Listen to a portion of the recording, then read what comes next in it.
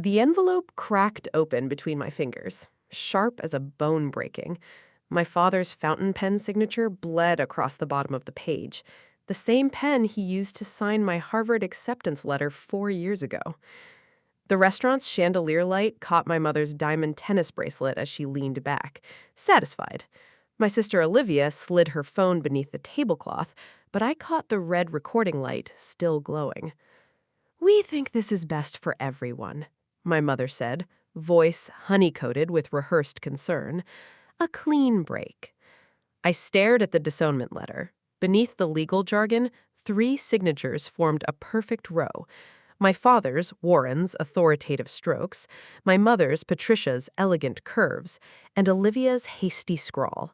The air conditioning blew directly onto my skin.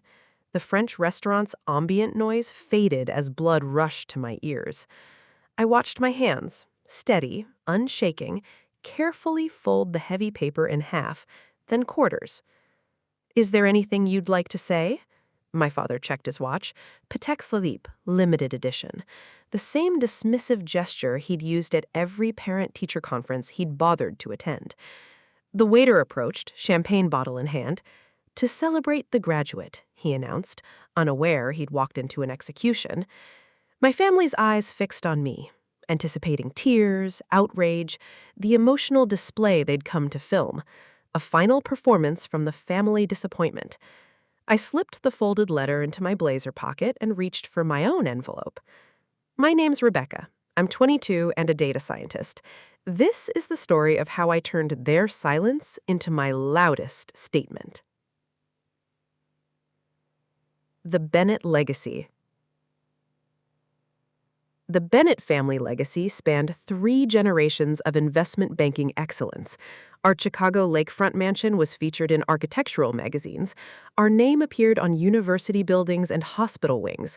When people mentioned old money in hushed, reverent tones, they meant families like ours. I was supposed to follow tradition. Wharton undergraduate, then Harvard Business School, then the family firm. Instead, I developed an obsession with algorithms and efficiency metrics. By sophomore year, I'd switched from finance to data science, watching my father's expression harden with each academic update. "Numbers are numbers," I tried explaining once. "I'm just using them differently." "Family tradition isn't a math problem you can optimize," he replied, turning back to the quarterly report on his mahogany desk. After that, their communication strategy shifted. Questions about my classes stopped. Dinner invitations dwindled. Family photos no longer required my presence. "We understand if you're too busy with your projects," my mother would text. Passive aggression, perfectly executed. Olivia, 2 years older and already a rising star at Bennett Financial, became their proxy. She'd call occasionally, voice carefully neutral, reporting family news and reminding me of expectations. "Dad mentioned the junior analyst position again. It's still yours if you want." "I'm building something different." "Different isn't always better, Becca." Her sigh carried the weight of all their disappointment. I had already learned to translate Bennett speak. Different meant defiant. Difficult meant disappointing. I was becoming both. Building root logic.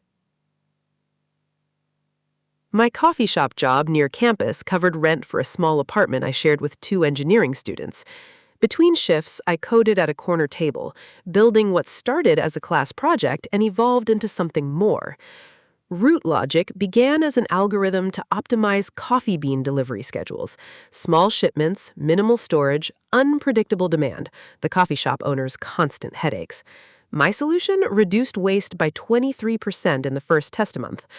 Dr. Sanchez, my advanced analytics professor, noticed during midterm reviews.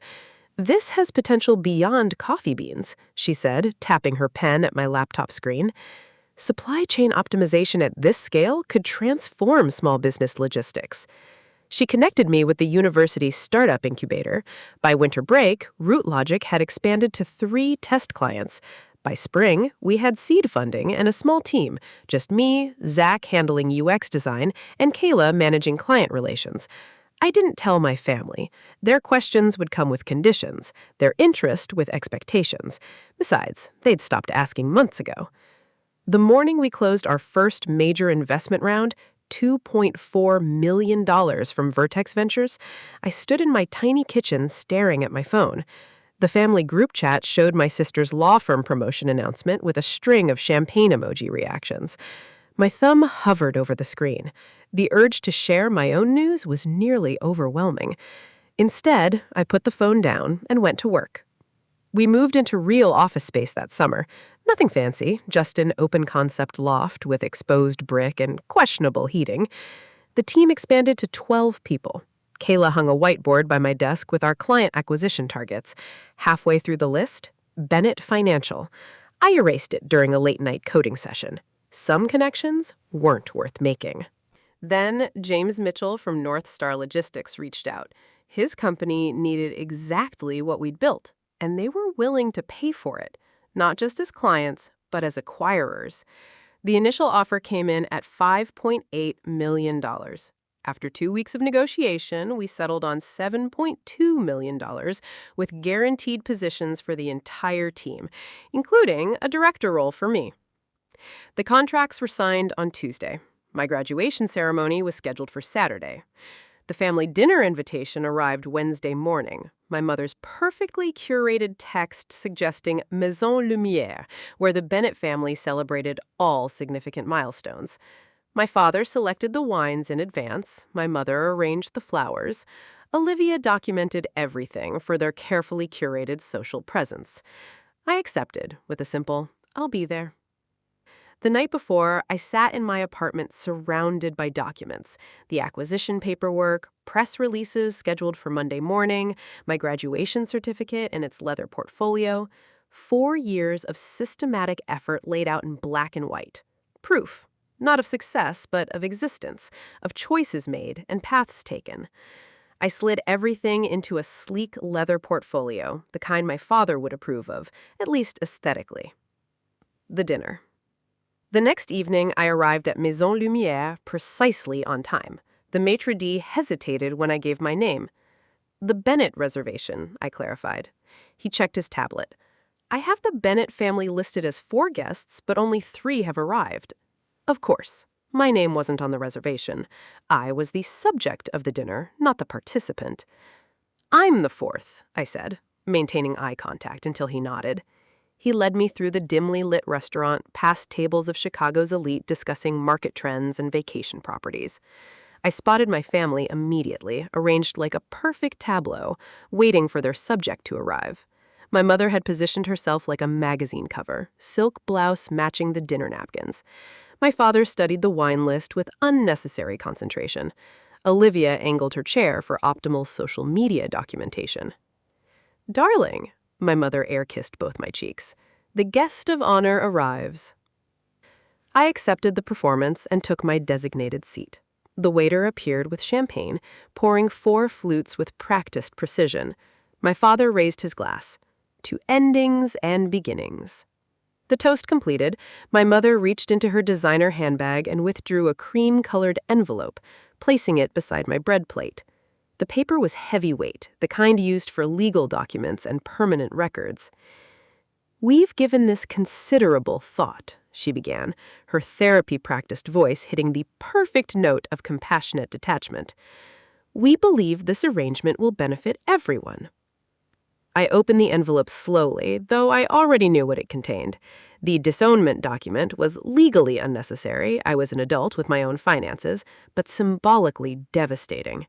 The Bennett family formally severing ties with its wayward daughter, written in contractual language my father's lawyers had undoubtedly scrutinized. My mother continued her prepared speech about family legacies and different paths while I read every word. The document acknowledged my choice to pursue alternative career options outside the family business and formally released me from obligations and expectations associated with the Bennett name. Translation: I was being erased. Olivia's phone captured every moment, my face as I read, my hands as they held the paper, my silence as I processed their rejection. Perfect dramatic content for their carefully curated narrative. The reversal. I refolded the document along crisp lines and tucked it into my jacket. "Is that all?" My father's eyebrows rose slightly, the most emotion he typically displayed in public. You're taking this well. What did you expect? Tears? A scene? I kept my voice level, matching his practiced boardroom tone. We thought you might have questions, my mother said, her planned script derailing. I think everything is perfectly clear. I reached for my portfolio and placed it on the table. As it happens, I have something for you as well. I withdrew the acquisition documents, slides from our final presentation, and the press release scheduled for Monday morning. I arranged them in a neat row between the bread baskets and water glasses. What's this? My father's attention sharpened, financial mind automatically triggering his professional instincts despite himself. This is my alternative career option. I tapped the North Star logo embossed at the top of the page. They acquired my company 2 days ago. The announcement goes public Monday. Your company? Olivia lowered her phone, momentarily forgetting to record. Root Logic, the supply chain optimization system I've been building for the past 3 years. I met my father's gaze directly. The one you never asked about. He picked up the acquisition summary, scanning the numbers with practiced efficiency. His expression shifted as he reached the final figure, $7.2 million. This is legitimate. He couldn't quite keep the surprise from his voice. Completely. I'm joining as Director of Implementation Strategy next month. We've already secured contracts with 3 Fortune 500 companies. Why didn't you tell us? My mother's perfect composure cracked slightly. You stopped asking. The simple truth hung in the air between us. Olivia reached for the press release. This mentions your development of the core algorithm while working as a barista? The coffee shop by campus. I worked there for 3 years. We thought that was just... My mother trailed off. Just what? A hobby? A phase? A failure? I kept my voice level despite the heat rising in my chest. My father was still processing the acquisition documents, his financial mind automatically calculating valuations. I could see the exact moment he registered my ownership percentage. This is quite an accomplishment, he said finally, CEO voice activated. Perhaps we've been too hasty in our assessment. I almost laughed at the transparency of it all. One multi-million-dollar exit, and suddenly I was worthy of consideration. The document is already signed, I reminded him, nodding toward my pocket. Documents can be amended, he countered smoothly. Some things shouldn't be. I gathered my materials and returned them to my portfolio. You've made your position clear. I'm respecting your decision. Rebecca, my mother reached for my hand. Her diamond tennis bracelet caught the light. We're your family. No, I said gently, pulling away. You're the Bennetts.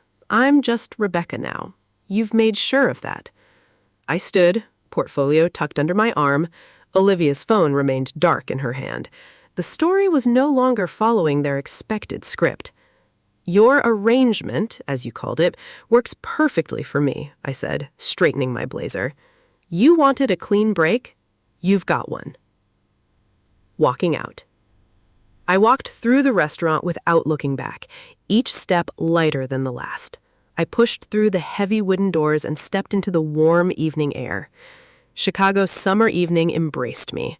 Warm air, taxi horns, the distant rumble of the L train. Real life, messy and loud and wonderfully unpredictable. My phone vibrated.